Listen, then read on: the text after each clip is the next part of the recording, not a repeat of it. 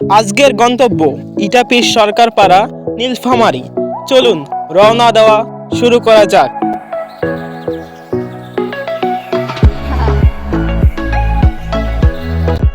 আসসালামু আলাইকুম বন্ধুরা, আজকের যাত্রা শুরু করছি নীলফামারী শহর থেকে। চলুন দেখি শহরের রাস্তা আর ব্যস্ত জীবনের কিছু মুহূর্ত।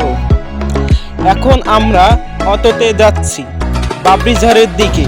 রাস্তা পাকা, চারপাশ সবুজ, শহর ধীরে ধীরে গ্রামীণ পরিবেশে পরিবর্তিত হচ্ছে। এখন আমরা পৌঁছেছি বাবরিঝারের বাজারে।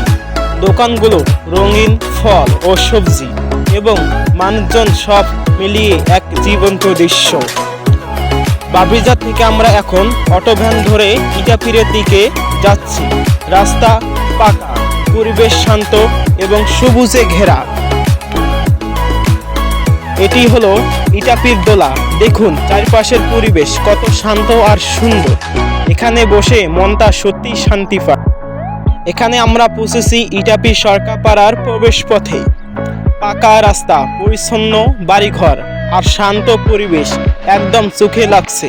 এখন আমরা গ্রামে হাঁটছি। প্রতিটি রাস্তা পরিষ্কার, মানুষজন বন্ধু সুলভ। গ্রাম দেখার মজা সত্যিই আলাদা। এখানে আমরা বুড়িখোড়া নদীর পাশে।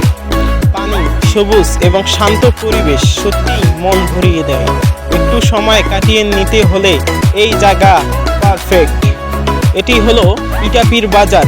ছোট গ্রামীণ বাজার হলেও জীবনধারা, দোকান এবং মানুষদের কর্মজীবন দেখার মজা আলাদা।